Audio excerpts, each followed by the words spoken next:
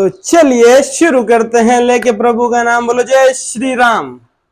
जैसा कि आप सबको पता है 2-3 दिन से हमारी क्लासेस अपलोड नहीं हो पा रही है। उसका मेन कारण यही है भाई साहब, नेटवर्क इशू आ रहा है। नेटवर्क इशू आने के कारण हमें जो प्रॉब्लम फेस हो रही है वो यही प्रॉब्लम फेस हो रही है भाई साहब। जैसे कि हमारी जो पिछली क्लास है वो हमने परसों शाम को अपलोड की थी, लेकिन फिर भी आज तक वो अभी अपलोड नहीं हुई है। जैसे भी अपलोड होती है आपके पास नोटिफिकेशन आ जाएगा। उसके लिए हम क्षमा प्रार्थी है भाई साहब, हमारी तरफ से पूरे एफर्ट लगाए जा रहे हैं, फिर भी कुछ नेटवर्क इश्यू के कारण हम अपलोड नहीं कर पा रहे हैं।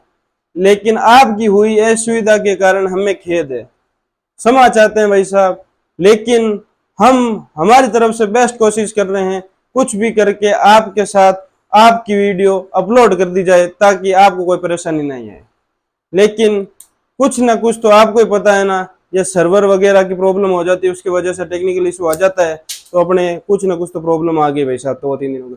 चलो कोई ना, उसको अपन रेक्टिफाई करेंगे। आज की क्लास अपन कंटिन्यू करते हैं।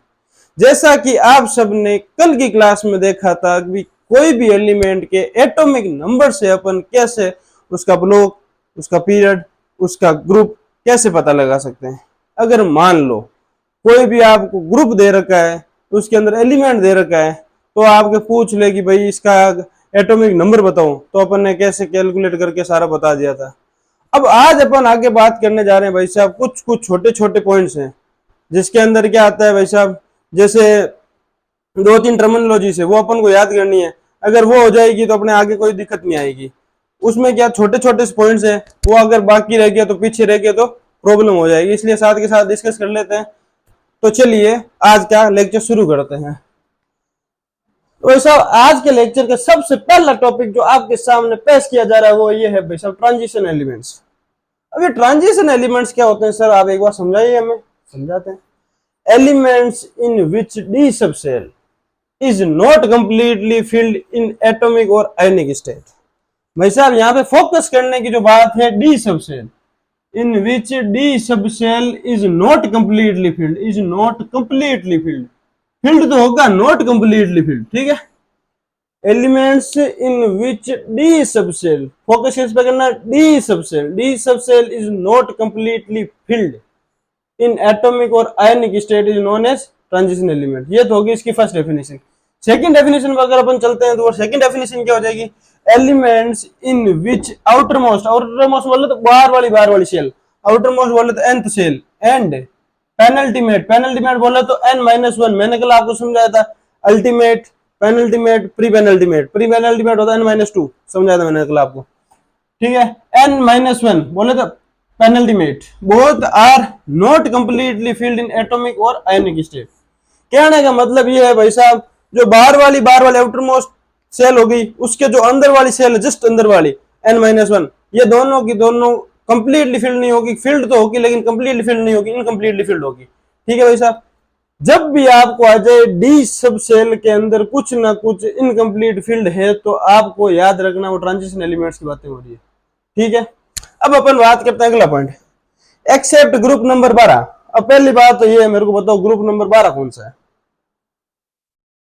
अरे सोचो उसके अंदर कौन कौन से एलिमेंट्स आते हैं, उसकी क्या ट्रिक है। मैंने आपको जोर दे दे कि 3-3 बार ट्रिक, एक की ग्रुप की 3 बार ट्रिक रटाई है मैंने आपको, समझ में आई तो सबसे बढ़िया। लेकिन जैसे जैसे आप कवर करते जाओगे, जैसे आपको पता चला कि 2 ग्रुप तो एस के पूरे हो गए, उसके बाद अपन को पता जो डी ब्लॉक आता है, डी ब्लॉक के अंदर 10 ग्रुप्स आते हैं, तो 2 पहले वो पूरे हो गए, 10 इसके आगे, 10 और 2 कितने 12 हो गए। कहने का मतलब जो डी ब्लॉक है ना, डी ब्लॉक का लास्ट के ग्रुप है ना, उसको अपन ग्रुप नंबर 12 बोलते हैं, ठीक है भाई साहब। अब ग्रुप नंबर 12 के अंदर मैंने आपको एलिमेंट समझाए थे, कौन कौन से एलिमेंट समझाए थे। सबसे 12वां के अंदर क्या था, जिम्ना, केदी, हेजी, कनाडा में। क्या समझाया था मैंने, जिन्ना, केदी, हेजी, कनाडा में। समझ में आ गया, नहीं आया तो एक बार आप और करके देखना, आपको याद है कि नहीं है। इसकी ट्रिक थी जिन्ना, केदी, हेजी, कनाडा में, ठीक है। All D block elements are transition elements. अब देखो एक्सेप्ट ग्रुप 12, जो मतलब डी ब्लॉक का लास्ट का ग्रुप है, ग्रुप नंबर 12, उसको छोड़कर उसको तो बाहर निकाल दो धक्का देके। बाकी जो 9 ग्रुप्स बचे हैं ना भाई साहब, डी ब्लॉक के अंदर पहले के 9 ग्रुप्स बचे हैं ना, पहले 2 ग्रुप वो निकल गए, ग्रुप नंबर 3 से लेके ग्रुप नंबर 11 तक जो 9 ग्रुप्स बचे हैं उन सारों को अपन क्या बोलते हैं, ट्रांजिशन एलिमेंट्स बोलते हैं। उसके बाद में जो ग्रुप नंबर 12 आता है ना, उसको पूरों के चारों एलिमेंट्स को बाहर निकालने के बाद जो बचते हैं एलिमेंट्स, उन सबको क्या बोलते हैं अपन, ट्रांजिशन एलिमेंट्स। ये याद होना चाहिए, ठीक है। एक्सेप्ट ग्रुप 12, ये होगी बात। अब बात करते हैं भाई साहब, ये जो अपन ने बात की थी ना, ग्रुप 12 को अपन बाहर क्यों निकाल रहे हैं, ग्रुप 12 में ऐसी क्या खामियां है इसकी वजह से इसको ट्रांजिशन एलिमेंट नहीं बोल रहे हैं, खामी क्या वो अपन बात करते हैं। ग्रुप 12 अपन को पता है, ग्रुप 12 की ट्रिक क्या है, जिन्ना के दी है जी कन्नाडा में, ठीक है। तो ठीक है, जो भाई साहब सीएन आता है, सीएन इसको अपन बोलते हैं वोलेटाइल मेटल। वोलेटाइल मतलब वोलेटाइल का मतलब घूमने वाला, थोड़ा बहुत उसमें हलचल हो जाती होगी इसलिए वोलेटाइल बोलते हैं उसको, ठीक है।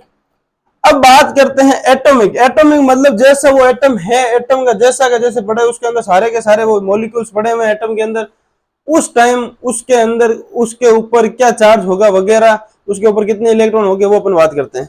जैसे मान लो जिन्ना कह दिया जी, इसकी मैंने आपको ट्रिक लिखाई थी सबसे पहले। तो ट्रिक क्या है इसके, अपन वो इलेक्ट्रॉनिक कॉन्फ़िगरेशन की बातें कर रहे थे, इलेक्ट्रॉनिक कॉन्फ़िगरेशन की बातें कर रहे थे, तो मैंने आपको लास्ट ग्रुप नंबर 12 के बारे में कुछ बातें लिखवाई थी।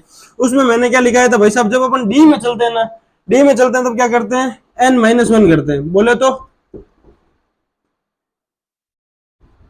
पेनल्टीमेट, n-1 को क्या बोलते हैं, पेनल्टीमेट, ठीक है। जब अपन क्या करते हैं भाई साहब, डी ब्लॉक के अंदर घुस जाते हैं ना, तब n-1 करना होता है। तो अपन ने क्या किया था, 4s तो सीधा का सीधा गया, s और p के लिए अपन को पता है जो n आता है उससे सीधा मल्टीप्लाई करके जो आगे पीछे जितने भी इलेक्ट्रॉन होते हैं इस एलिमेंट की बात करते हैं वो अपन सीधा लगाते थे। लेकिन जैसे अपन डी में घुस जाते हैं ना भाई साहब, n-1 कर देते हैं, ठीक है। अब n-1 करने मतलब 4-1 किया तो 3 आ गया, 3d के अंदर पूरे के पूरे 10 एलिमेंट्स मतलब इलेक्ट्रॉन्स भरे हुए हैं, और इसके अंदर तो 2 इलेक्ट्रॉन भरे हुए, आउटरमोस्ट इलेक्ट्रॉन ऑर्बिट की बात कर रहे हैं अपन, ठीक है। तो मान लिया भाई साहब, अभी तो एटॉमिक स्टेट में तो ये सारे के सारे एलिमेंट्स और ऑर्बिट के जो ऑर्बिट है चारों अंदर, चारों के मतलब एटम के चारों तरफ जितने भी ऑर्बिट है ना, वो सारे के सारे फिल है। अब बात कर लेते हैं आयोनिक। आयोनिक का मतलब क्या होता है, जब भी कोई एटम के ऊपर या तो इलेक्ट्रॉन उसमें ऐड कर दे या फिर इससे इलेक्ट्रॉन रिमूव कर दे, इलेक्ट्रॉन रिमूव करने के बाद जो चार्ज बचता है उसके ऊपर, उसी को अपन आयोनिक चार्ज बोलते हैं, ठीक है। अब आयोनिक स्टेट में क्या होता है भाई साहब, जो जिंक होता है, जिम्ना कहती है, जिंक वगैरह में से 2 इलेक्ट्रॉन आपके रिलीज करके दूसरों को देख के अपने आप स्टेबल हो जाता है। तो इसने 2 इलेक्ट्रॉन दे दिए, 2 इलेक्ट्रॉन दे दिया, सबसे आउटर मोस्ट में से निकलेंगे, अपन को पता है।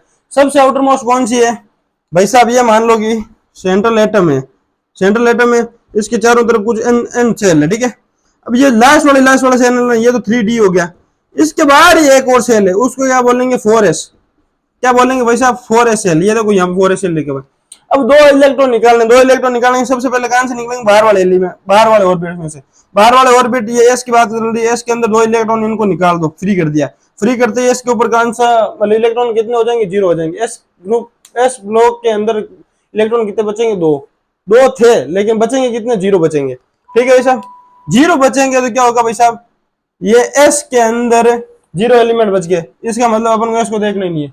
अब बाकी बची 3d, डी के अंदर अभी भी अपन को 10 इलेक्ट्रॉन्स दिख रहे हैं। 10 इलेक्ट्रॉन्स का मतलब ये हो गया कि भाई साहब अभी भी ये 10d है ना, 3d के अंदर 10 इलेक्ट्रॉन है। 10 इलेक्ट्रॉन का मतलब ये अभी भी कंप्लीटली फिल्ड है। लेकिन अपन ने ट्रांजिशन एलिमेंट की सबसे पहले जो डेफिनेशन लिखी थी उसमें अपन ने यही सबसे पहले जोर दिया था कि भाई साहब इनकम्प्लीटली फिल्ड होना चाहिए, D subshell should be incompletely filled so that they are called transition elements. ये अपनी पहली फोकस करने वाली बात थी, मैंने आपको 3 बार जोर देकर बताया था। लेकिन इसमें क्या हो रहा है भाई साहब, एटॉमिक में भी तो पूरा फील्ड है और आयनिक में भी पूरा फील्ड है, ठीक है। 3d इसमें भी पूरा फील्ड है, इसमें भी पूरा फील्ड है। इस कारण से इसको अपन नॉन ट्रांजिशन एलिमेंट बोलते हैं, ट्रांजिशन एलिमेंट्स की श्रेणी में इसको इंक्लूड नहीं करते। मेन रीजन इसका यही है, ठीक है बच्चों, इतना तो समझ में आ गया आपको। अब अपन बात करते हैं भाई साहब, ये तो क्या इसका, इसके ऊपर 2 क्वेश्चन है, उसके बारे में अपन बात कर लेते हैं। पहला क्वेश्चन क्या है, कॉपर, सीयू का मतलब कॉपर हो गया। Copper have completely filled D subshell but it is transition element भाई। अब ये भाई साहब ये क्वेश्चन है ना आपका, ये क्वेश्चन है आपका एनसीईआरटी का क्वेश्चन है। एनसीईआरटी जब आप खोलोगे ना, एनसीईआरटी का सही तक है 3.9 है, सही तक 3.9, प्रॉब्लम नंबर 3.9 करके ऐसे कुछ आपका है, एक बार जाके उसमें देख लेना। उसमें क्या दे रखा है भाई साहब, सेम टू कॉपी क्वेश्चन दे रखा है, वहां से उठाया मैंने और ज्यादा कुछ मगजमारी नहीं की है। उसमें क्या लिखा था, copper have completely filled the subshell but it is transition element. भाई सबसे पहले मैं मिटा रहा हूँ भाई साहब, ये तो समझाने के लिए दिखाया था आपको, ठीक है। अब आपको पता होना चाहिए, पहली बात तो ये कॉपर के अंदर जो है डी सबसेल पूरा फिल्ड कैसे होगा, ये तो ग्रुप नंबर 11 में। और ग्रुप नंबर 11 में आपको पता है कि जैसे जैसे अपन आगे चलते हैं D9 आता है उसमें, लेकिन ये कंप्लीटली फिल्ड कैसे है मेरे को पहले ये समझाओ। अरे भाई साहब इतना जोर जोर देख के समझाया था मैंने आपको, ये एक्सेप्शन है, 11 एक्सेप्शन बताए थे मैंने किसमें, SPD डी के अंदर, डी ब्लॉक के अंदर मैंने आपको 11 एक्सेप्शन बताए थे। मैंने आपको ट्रिक भी बताई थी, 4 तो पहले ऐसे याद कर लो, 3 फिर ऐसे याद कर लो। क्या करते हो यार बच्चों, फिर 2 यूं हो गए, फिर 3 यहाँ पे थे, कितने हो गए, 4 3 7 8 9 10 11, 4 5 7 8 9 10, 4 5 6 7 8 8 9 10 11, यहाँ पे था, ये वाला नहीं था, ये हो गया वो निकल पीडीपीटी वाली ट्रिक है। तो भाई साहब आपको क्या करना है, कुछ नहीं, जो कॉपर है ना ये वाली, ये कॉपर कुछ आग और जलाओ रगों में, ये वाली बात चल रही थी। आपको पता है कुछ में अपन ने वो ट्रिक लिखी थी, क्या लिखी थी, इसमें क्या होता है भाई साहब, जो एस होता है ना उसके अंदर से एक इलेक्ट्रॉन खींच के 10D वाला ना 3D वाला 3D9 होता है, वो एक इलेक्ट्रॉन एस से खींच के अपने आप को स्टेबल करने के लिए 3D10 हो जाता है। तो इसका जो इलेक्ट्रॉनिक कॉन्फ़िगरेशन होता है जनरल, वो अपन ने लिखा था। किसी बच्चे को अगर याद है तो आप पहले अपन कॉपी में लिख लो, मैं लिखने जा रहा हूँ वैसा। अपन ने लिखा था कुछ आग और जलाओ रगों में, ठीक है। अपन ने लिखा था 4s1 3d10, ठीक है। ये तो अपन ने इसका लिखा था कॉन्फ़िगरेशन, लेकिन लेकिन लेकिन ये तो अपन ने लिखा था एटॉमिक स्टेट में, एटॉमिक स्टेट में। अब बात चल रही है भाई साहब आयोनिक। आप जैसे इस डेफिनेशन पे फोकस करोगे ना, element in which d subshell is not completely filled in its atomic and ionic state. Ionic state पे भी फोकस करना भाई साहब।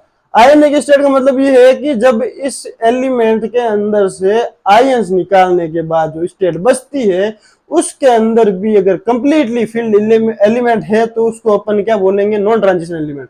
अगर इनकम्प्लीट है तो अपन ट्रांजिशन बोलेंगे। अब जैसे भाई साहब आयनिक की बात करते हैं, आयनिक स्टेट की बात करते हैं। आयनिक स्टेट में क्या होगा, आयनिक स्टेट में +2 होगा, +2 होगा, इसका मतलब 2 इलेक्ट्रॉन रिमूव करने अपन को, 2 इलेक्ट्रॉन रिमूव करने, 2 इलेक्ट्रॉन रिमूव करेंगे। सबसे पहले अपन क्या करेंगे, जैसे ये मान लो कि सेंट्रल मतलब एटम है, एटम का ये सेंट्रल पार्ट न्यूक्लियस है, न्यूक्लियस के चारों तरफ n ऑर्बिट है, n ऑर्बिट, ये 3d है, यहाँ पे आ गया 3d के बाद में 4s है, ठीक है, 4s है यहाँ पे, ठीक है। अब 4s के अंदर इसके अपन दिख रहा है एटॉमिक स्टेट में 4s के अंदर एक मतलब इलेक्ट्रॉन है, और 3d के अंदर अपन को 10 दिख रहे हैं, ठीक है। अब मान लो अपन को 2 इलेक्ट्रॉन निकालने, 2 इलेक्ट्रॉन निकालने, सबसे पहले अपन कहां निकालेंगे, आउटर मोस्ट शेल में से निकालेंगे। आउटर मोस्ट शेल में से निकालेंगे तो एक इलेक्ट्रॉन इसमें से निकल गया 4s में से, बाकी एक और इलेक्ट्रॉन निकालना, वो कहां से निकलेगा भाई साहब, जस्ट इसके जो अंदर सेल होती है ना उसके अंदर से निकलता है। जस्ट इसके अंदर सेल कौन सी, 3d10 वाली, 3d10 में से अपन ने एक इलेक्ट्रॉन निकाल दिया तो ये जो कॉन्फ़िगरेशन आ जाएगा वो 3d9 आ जाएगा, ठीक है। तो अपन इसको क्या लिखेंगे, 4s0 3d9, ये इसका कॉन्फ़िगरेशन आएगा आयनिक स्टेट में। अगर आप फोकस कर पा रहे हो तो यहाँ पे एक चीज आपको दिख रही है कि 3d9 मतलब ये इनकम्प्लीटली फील्ड है, क्योंकि इसमें एक इलेक्ट्रॉन कम है। इस पूरे ऑर्बिट के अंदर, आउटर मोस्ट ऑर्बिट के अंदर एक इलेक्ट्रॉन कम है, एक इलेक्ट्रॉन कम होने के कारण इनकम्प्लीटली फील्ड हो गया, incompletely field. That's why according to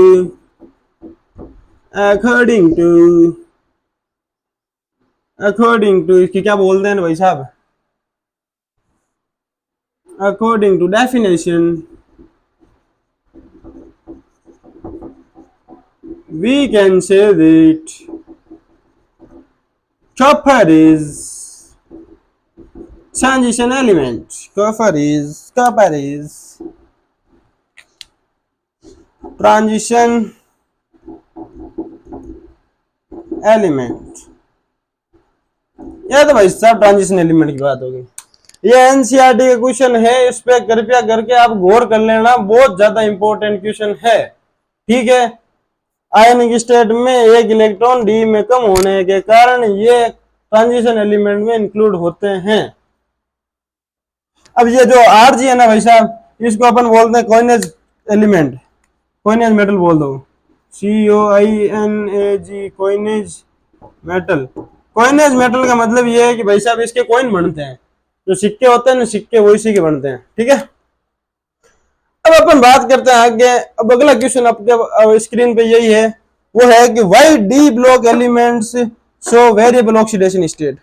ये यहाँ पे अगर मान लो कि आपके इस पीरियोडिक टेबल में तो नहीं होगा सही तक क्वेश्चन, ये क्वेश्चन आपको देखने को मिलेगा डी ब्लॉक एलिमेंट्स में। ये डी ब्लॉक एलिमेंट्स आप पढ़ोगे 12th क्लास में, जब वहां पे आपको मिलेगा कि वेरिएबल ऑक्सीडेशन स्टेट मिलेगी। वेरिएबल ऑक्सीडेशन स्टेट का मतलब ये हो गया, जैसे आप बात करते हैं अपन डी ब्लॉक का सबसे पहला जो पीरियड है ना उसके बारे में बात करते हैं, scandium, titanium, vanadium, chromium, magnesium, magnesium, iron, cobalt, निकल, कॉपर, जिंक, जिंक। ठीक है, आप जैसे जैसे भाई साहब उस तरफ जाते जाओगे राइट हैंड की साइड की तरफ, इसकी +2 3 होती है, फिर आपको पता चलेगा ऐसे ऐसे करते करते करते करते करते करते इसकी +6 स्टेबल होती है, इसकी करते करते करते Mn की होती है +7 मोस्ट स्टेबल होती है। मोस्ट स्टेबल की +2 भी होती है, लेकिन ये ज्यादा किस में पाया जाता है, इसमें +7 में। जैसे जैसे आप उधर चले जाओगे, इसका एक जो इंपॉर्टेंट फॉर्मूला है Fe2O3 हो जाएगा, इसमें जो +2 और +3 दोनों में पाया जाता है। कॉपर की बात आ जाएगी, नहीं कॉपर +2 और +3 दोनों में पाया जाता है। जिंक +2 में पाया जाता है। वो सारी बातें अपन कर लेंगे डी ब्लॉक एलिमेंट में, लेकिन यहाँ पे अपन को बात करना है कि भाई साहब व्हाई डी ब्लॉक एलिमेंट्स हो वेरिएबल ऑक्सीडेशन स्टेट। ये वेरिएबल ऑक्सीडेशन स्टेट के कारण मैंने ये लिखवाया था। वेरिएबल ऑक्सीडेशन स्टेट का मतलब ये हो गया, स्कैंडियम में +3 शो करेगा, वेनेडियम में वो +4 करेगा या +5 करेगा, जो भी है। ऐसे करते करते जैसे जैसे आप मैग्नीशियम तक पहुंचोगे ना, स्कैंडियम तो +3 ऑक्सीडेशन स्टेट शो कर रहा था, लेकिन जब मैग्नीशियम है ना +7 तक ऑक्सीडेशन स्टेट शो करेगा। ये ऐसा क्यों हो रहा है, ये क्वेश्चन पूछ रहा है। ठीक है, क्वेश्चन समझाया मैंने अभी, तो अब ये आंसर समझाएंगे आपको। अब इसका आंसर भाई साहब मैं इधर लिख रहा हूँ, रब करता हूँ भाई साहब इसको। अब अपन मान लो कि आंसर इसका लिखेंगे तो कैसे लिखेंगे, in d block elements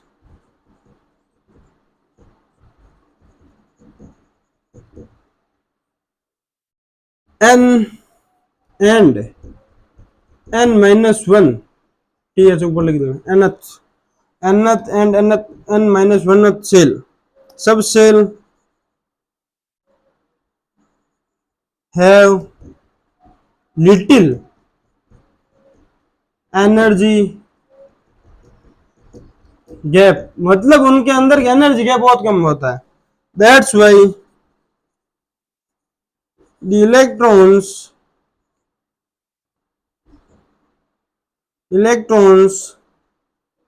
can move from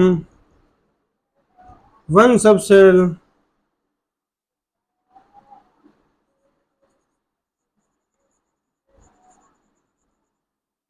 to another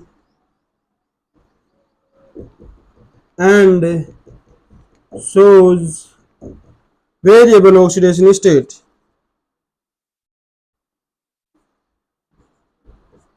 OS का मतलब ऑक्सीडेशन स्टेट है। अब भाई साहब ये क्या कहना चाह रहे हैं, इसका आंसर यहाँ पे लिखा, ठीक है। अब डी ब्लॉक एलिमेंट्स में n और n-1 subshell have little energy gap, that's why electron can move from one energy subshell to another subshell and shows variable oxidation state. इसका मतलब क्या है भाई साहब, जैसे डी ब्लॉक के बारे में अपन बात करते हैं, उसका बाहर वाला nth सेल और उसके अंदर वाला n-1 सेल, उसके बीच का जो एनर्जी गैप होता है, एनर्जी बैरियर जिसको अपन थ्रेशोल्ड एनर्जी बोलते हैं, वो बहुत ही कम है। उसके कारण क्या होता है, इसके इलेक्ट्रॉन इसके अंदर चले जाते हैं, इसके इलेक्ट्रॉन इसके अंदर चले जाते हैं, मतलब जो बाहर वाला है उसके इलेक्ट्रॉन अंदर वाले के अंदर चले जाते हैं, अंदर वाले के इलेक्ट्रॉन बाहर वाले के अंदर चले जाते हैं। उसके कारण elements variable oxidation state show करते हैं। ये भाई साहब इसका आंसर हो गया। तो भाई साहब आप एक बार इसको नोट आउट कर लो या फिर इसका स्क्रीनशॉट ले लो। तो अब अपन आगे बात करते हैं। तो भाई साहब मैं मिटाने जा रहा हूं आपका स्क्रीन और 3 2 1। जिस किसी बच्चे ने नहीं लिखा वो आप कृपया करके स्क्रीनशॉट ले लो इसका।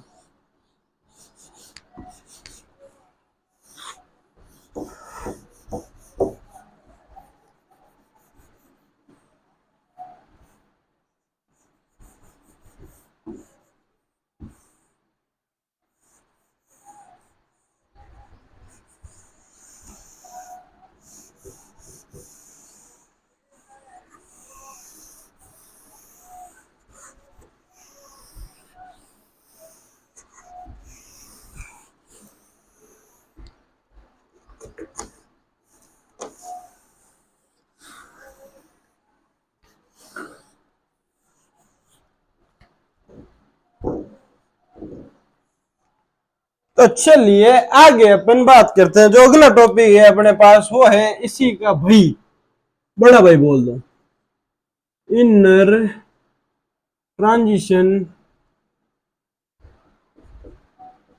एलिमेंट्स। इनर ट्रांजिशन एलिमेंट्स क्या होते हैं भाई साहब, अब इसके बारे में अपन बात करेंगे। इनर ट्रांजिशन एलिमेंट्स होते हैं the elements in which n minus 1 and n minus 2 subcells are not completely filled.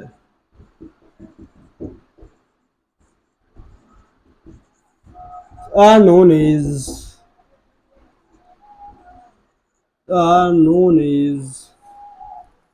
inner transition elements. Inner transition elements. अब ये क्या कहना भाई स्टार है पैसा। अब एक चीज तो आपके चिमक जानी चाहिए। चिमक जानी चाहिए मतलब कैसे चमक जानी चाहिए? चमक तो ऐसे जानी चाहिए जैसे n-1 और n-2 की जब बात आ जाती है ना भाई साहब, अपने दिमाग के अंदर एक ही बात चमकनी चाहिए, वो ये चमकनी चाहिए कि भाई साहब n-2 प्री पेनल्टीमेट की अपन बात करते हैं ना, प्री पेनल्टीमेट की बात करते हैं तो अपने दिमाग के अंदर एफ लॉग आना चाहिए सीधा का सीधा। इसका मतलब ये हो गया कि भाई साहब इनर ट्रांजिशन एलिमेंट्स अपन किसको बोलते हैं? एफ ब्लॉक एलिमेंट्स को अपन इनर ट्रांजिशन एलिमेंट्स बोलते हैं। एफ ब्लॉक एलिमेंट्स के अंदर सबसे पहले जो आता है लेंथ नोड्स आता है। क्या आता है भाई साहब? लेंथ नोड्स आता है। लेंथ नोड्स आता है तो उसके अंदर अपन क्या बात करेंगे भाई साहब? लेंथ नोड्स आता है। लेंथ नोड्स की अपन बात करेंगे तो उसमें अपन को सबसे पहले यही बात करनी है कि भाई साहब इनको अपन क्या बोलते हैं? Lanthanoids, LANTH, lanthanoids. Lanthanoids क्या बोलते हैं भाई साहब? They are also known as rare earth metal, rare earth metals। कहना क्या चाहता है भाई साहब? कहना क्या चाहते हो? जो लेंथ नोड्स होते हैं ना भाई साहब उसी को अपन क्या बोलते हैं? रेयर अर्थ मेटल्स बोलते हैं। ठीक है, आपके सामने स्क्रीन पर लिखा हुआ है। लेकिन इसके अंदर प्रोमेथियम, पीएम जिससे अपन डिनोट करते हैं, METHIUM, promethium is radioactive। Promethium is radioactive in this whole lanthanoid series. Lanthanoids आपको पता है कहां से कहां शुरू होते हैं? आपको मैंने कल भी बताया था 58 से लेके 71 तक। सिया पर मध्य प्रेम से उसने गोर से तब अर्ज की तुम पर लुट गए।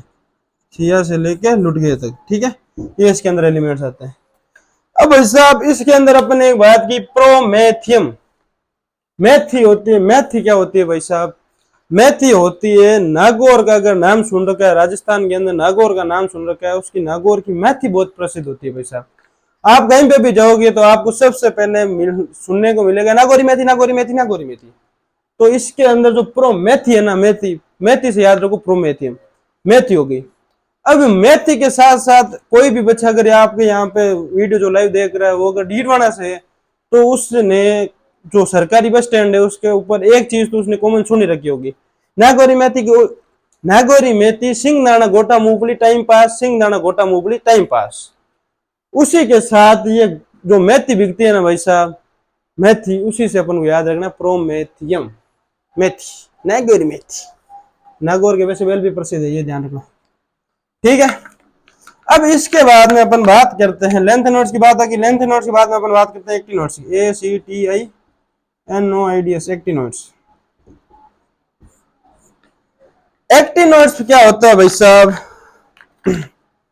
एक्टिव नोट्स तो पहले अपन बात करते हैं कहां से कहां शुरू होते हैं। सीए पर वो हो गया थोड़े, TH थोड़े पहलवान उनसे निपटेंगे, पूरा नाम कम बिकेंगे, कैफे में से फरमाओ मैडम नाश्ता लाओ, एल्ला लॉरेंस, ठीक है, ठीक है। अब ये शुरू कहां से होता है भाई साहब, जैसे अपन मान लो 58 + 32 करें तो ये हो गया अपने 11 1 8 9 91 से लेके 103 तक होता है। याद नहीं रहना, अपन को याद रखना ही नहीं है, जो बताया ट्रिक उससे से काम करो, सब काम हो जाएगा। अब लेंथ नोट की बात चल रही है भाई साहब, ऑल सॉरी एक्टिव नोट्स की, all active notes, all elements in the actinoid series are radioactive, radioactive, ठीक है, ठीक है। अब इसके बाद में एक महत्वपूर्ण जो लाइन लिखनी वो ये है कि elements, the elements after uranium are known as transuranium,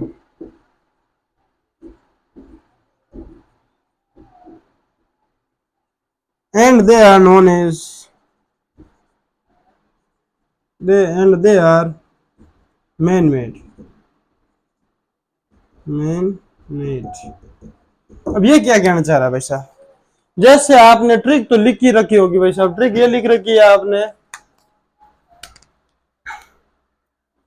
trick ये लिख रखी है, क्या लिख रखी है, थोड़े पहलवान, थोड़े पहलवान जो भी है उनसे निपटेंगे, पुराने आम कम बिकेंगे, कैफे में जो भी है, ठीक है, थोड़े पहलवान उनसे निपटेंगे, उनसे, थोड़े पहलवान उनसे निपटेंगे, ठीक है, थोड़े पहलवान उनसे निपटेंगे, ये बात अपन को समझ में आती है। अब अपन बात करते हैं भाई साहब जो उनसे है ना, यहां तक तो ये तो मैंने अभी आपको बताया था, ये तो है नेचुरल, इसने किसी को बनाया नहीं है। वो फिल्म देख रखी होगी जिसमें ये डायलॉग आता है, भाई साहब मुझे किसी ने बनाया नहीं है, मैं खुद प्रकृति का दिया हुआ हूं, एक तोहफा हूं, ठीक है। उसके बाद में यूरेनियम के बाद में जितने भी है इसको अपन बोलते हैं transuranium, trans transuranium, transuranium, they are man made, ठीक है। लेकिन ये पूरे के पूरे एलिमेंट्स है ना भाई साहब, पूरे के पूरे इनको अपन बोलते हैं radio active elements, radio active elements, इतना आपको समझ में आ जाना चाहिए, ठीक है।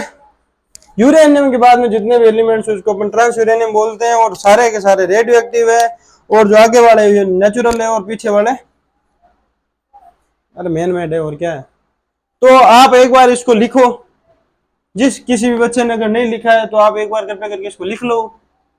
अगर साथ साथ में नहीं लिखा जा रहा तो स्क्रीनशॉट ले लो। अरे ऑनलाइन की जितनी तो सुविधा है ही नहीं भाई साहब कहीं पे भी। स्क्रीनशॉट लो जल्दी से। मैं मिटाने जा रहा हूँ भाई साहब। 3 2 1। आपका टाइम समाप्त होता है अब। ठीक है।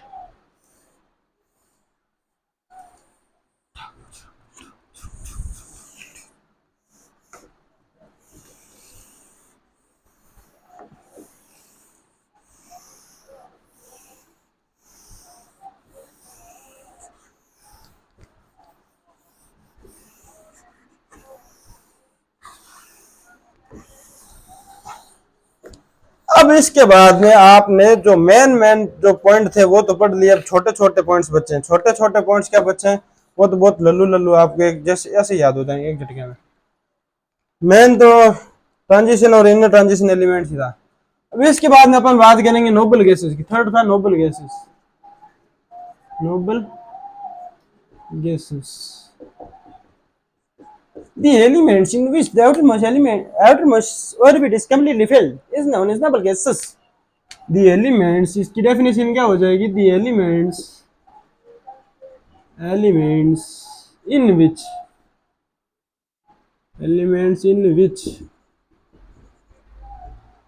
outermost subshell is completely filled is known as noble gas.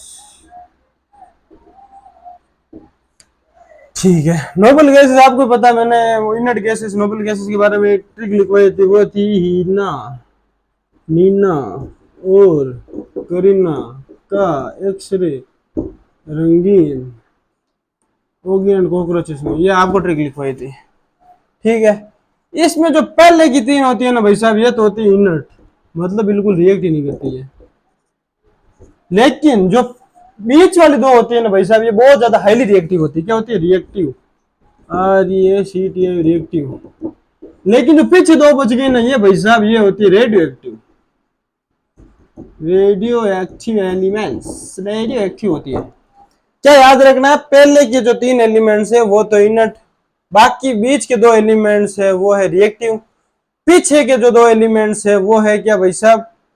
Reactive हो गया। उसके बाद में रेडियो एक्टिव बचा है, रेडियो एक्टिव। ठीक है, ऐसे याद रख लो आप। कंप्लीटली फील्ड ये तो हो गया नोबल गैसेस के बारे में। अब अपन बात करते हैं, ट्रांजिशन आ गया, इनर ट्रांजिशन आ गया, नोबल गैसेस आ गई। नोबल गैसेस के बाद में अपन बात करेंगे रिप्रेजेंटेटिव एलिमेंट्स। अब ये रिप्रेजेंटेटिव एलिमेंट्स क्या होते हैं भाई साहब?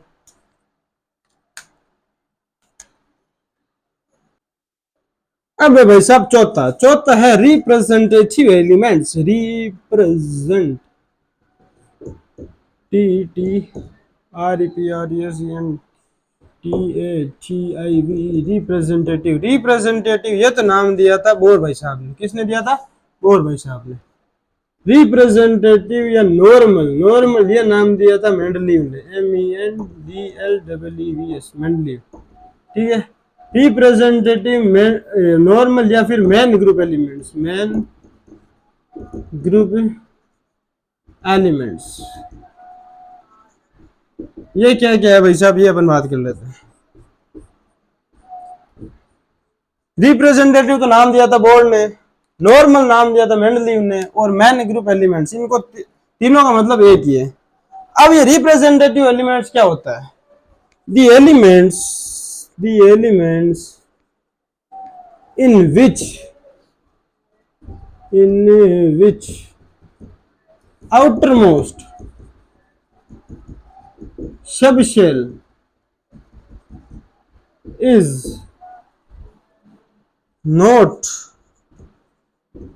completely filled are known as representative elements, man group elements, normal elements. Okay, ठीक है। ये तो होगी इसकी डेफिनेशन। अब अपन क्या बोल सकते हैं इसमें? ये बोल सकते हैं the elements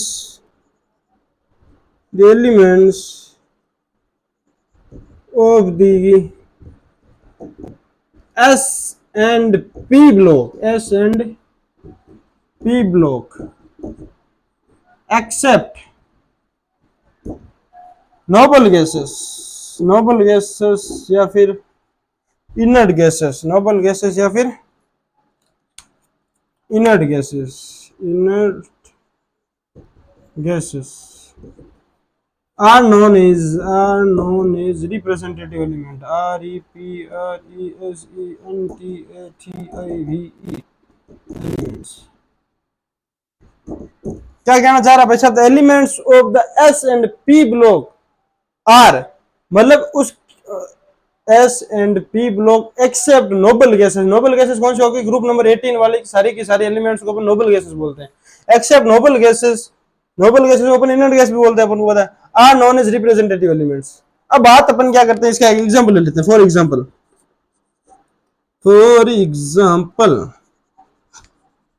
फॉर एग्जांपल अपन लिखेंगे, बच्चों आप लिखो, एक मैं बोल रहा हूं आप लिखो, 99% तो मेरा जो चांस निकल रहा है आ रहा है वो ये कि सब के सब गलत लिखोगे। लिखो बच्चों, मैं बोल रहा हूं, लिखो Na2Cl, लिख लिया। मैं दावे के साथ कह सकता हूं भाई साहब 99% बच्चों ने गलत किया है। कोई 1% बच्चे ने सही लिख दिया तो वो सही, अच्छी बात है, क्योंकि डेफिनेशन में पूरा लिखा हुआ है। लेकिन 99 ने अभी भी डेफिनेशन समझाने के बाद भी 99 बच्चों ने गलत लिखा है। लिखना क्या था, आपने क्या लिखा है? आपने जो लिखा वो मैं बता देता हूं, आपने क्या लिखा है। आपने लिखा है Na2Cl, जबकि ऐसा कोई एलिमेंट होता ही नहीं है, कंपाउंड नहीं होता, ठीक है। एलिमेंट तो एक होता है, जब दो एलिमेंट मिल जाते हैं उसको कंपाउंड बोल देते हैं। Na2Cl ऐसा भाई साहब कोई कंपाउंड होता ही नहीं है। आपको पता है Na के पास एक मतलब इलेक्ट्रॉन डोनेट करने की क्षमता है, क्लोरीन के पास एक इलेक्ट्रॉन लेने की क्षमता है, तो दोनों मिलकर NaCl बना सकते हैं। कभी भी Na2Cl कभी भी नहीं बना सकते। यह तो आपको थोड़ा बहुत बेसिक नॉलेज होना चाहिए था। लेकिन जो मैंने लिखा है था भाई साहब, वो ये लिखने का तात्पर्य ये था कि Na2Cl मतलब सोडियम से लेके क्लोरीन तक, sodium, magnesium, aluminium, sodium, magnesium, aluminium, बाद में सिलिकॉन, फॉस्फोरस, सल्फर, क्लोरीन, ये बात कर रहा था। Na2 लेके Cl तक, Na से लेके Cl तक की बात कर रहे थे। Na2Cl all elements are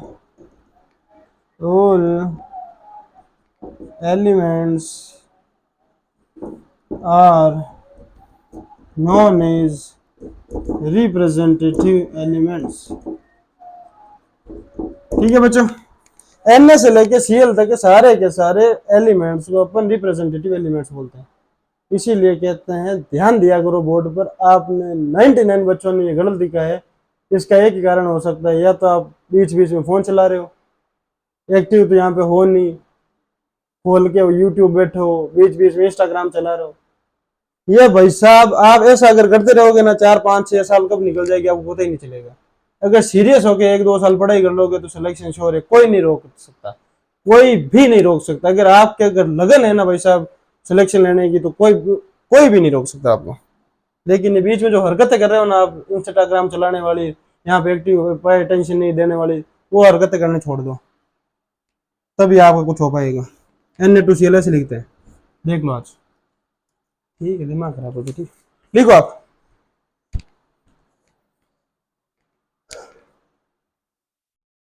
तो बच्चों कोई ना, वो तो मास्टर का कर्तव्य होता है बच्चों को डांटना।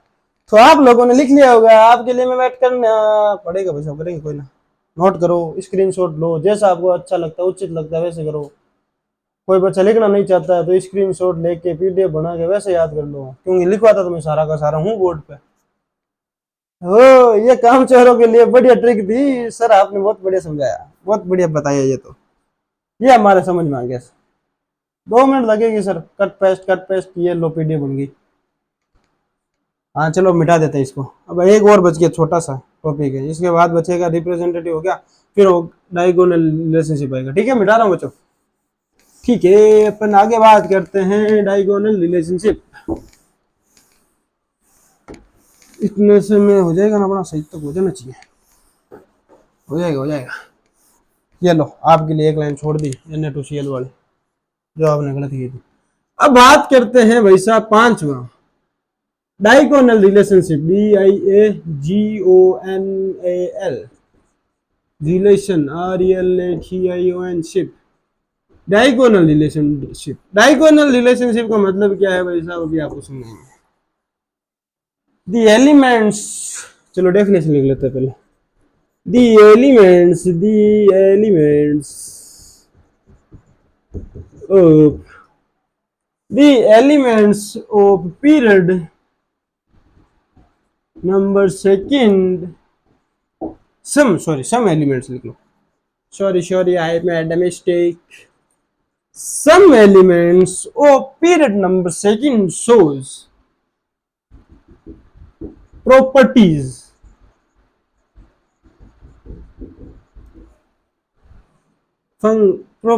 similar to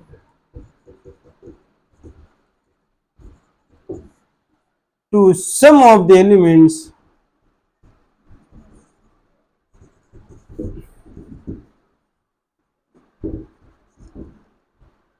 of period number third, which are diagonally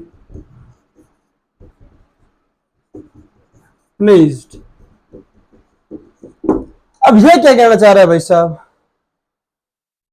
second period के कुछ एलिमेंट्स है जो थर्ड पीरियड के, सेकंड पीरियड वो हो गया है, उसके जस्ट नीचे थर्ड पीरियड है, सेकंड पीरियड के कुछ एलिमेंट्स है जो थर्ड पीरियड के एलिमेंट्स के साथ समानता बोलते हैं तो सिमिलरिटी शो करते हैं।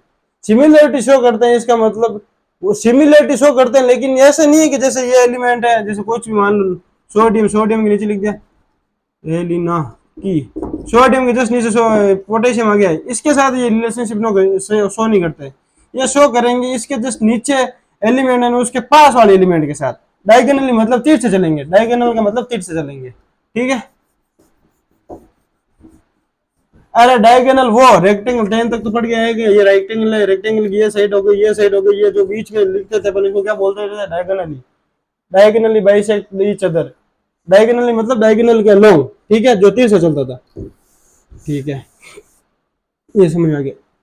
अब ये ऐसा होता क्यों है पहले अपन समझ लेते हैं एग्जाम्पल के थ्रू, उसके बाद में ये होता क्यों वो बात कर लेंगे। एग्जाम्पल अपन बात करेंगे तो एग्जाम्पल आएगा, लीना बैठा मांगे बैंगन आलू के सीता, ठीक है। अब डायगोनल का मतलब होगा तिरछा, तिरछा का मतलब लिथियम की सारी प्रॉपर्टीज हूबहू सेम होगी मैग्नीशियम के, बेरिलियम की सारी प्रॉपर्टीज हूबहू सेम होगी एल्युमिनियम के, बोरॉन की सारी प्रॉपर्टीज लगभग हूबहू सेम होगी सिलिकॉन के। ऐसा क्यों हो रहा है भाई साहब, इसका अपन कारण समझते हैं। ये इसका एग्जांपल हो गया डायगोनल रिलेशनशिप का, ठीक है। ऐसा इसलिए हो रहा है भाई साहब, सबसे पहले तो सिमिलर इलेक्ट्रोनेगेटिविटी, सिमिलर इलेक्ट्रो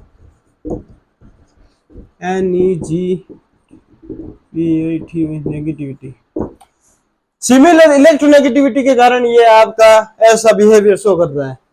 वैसे जब अपन पीरियोडिसिटी पढ़ेंगे उसके अंदर जो 8वां पॉइंट अपन पढ़ेंगे उसके अंदर अपन पढ़ेंगे इलेक्ट्रोनेगेटिविटी के बारे में, लेकिन थोड़ा बहुत अभी मैं आपको थोड़ा सा डिस्क्रिप्शन दे देता हूँ उसके बारे में।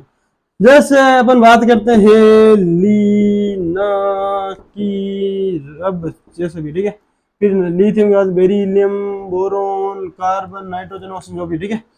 इसका होता है 2.1, इसका होता है 0.9 होता है इसका। ये क्या इसकी इलेक्ट्रोनेगेटिविटी है, आप एनसीईआरटी के अंदर जैसे मैं टेबल बना रहा हूँ वैसे की वैसे दे रखी है, थोड़ा बहुत ओवरव्यू दे रहा हूँ आपको ताकि आपको पता चल जाए।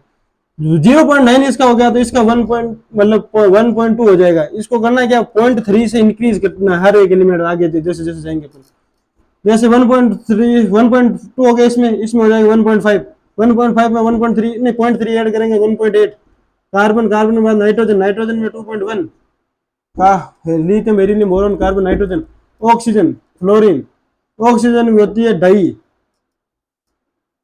क्या चल रहा है एक ऐसा, सॉरी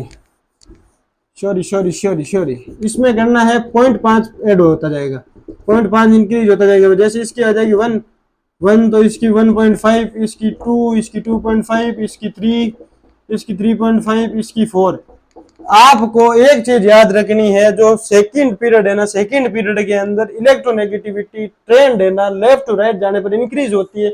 वो इंक्रीज होती है कांस्टेंट रेट पर इंक्रीज होती है, वो होती है 0.5 से इंक्रीज होगी, हर एक एलिमेंट में 0.5 से इंक्रीज होगी। चलो ये तो समझ में आ गया। इसके बाद में अपन जो थर्ड पीरियड है ना, उसकी अपन ट्रिक लिखते हैं, sodium, magnesium, aluminium, silicon, phosphorus, sulphur जैसे भी, ठीक है। अब इसके अंदर क्या होता है भाई साहब, इसकी है 0.9, इसकी 1.2, 0.3 से इंक्रीज करना, इसमें 0.3 से इंक्रीज करना, इसकी 1.5, इसकी 1.8। अब अपन बात कर रहे थे डायगोनली रिलेशनशिप की बात कर रहे थे, लिथियम और मैग्नीशियम।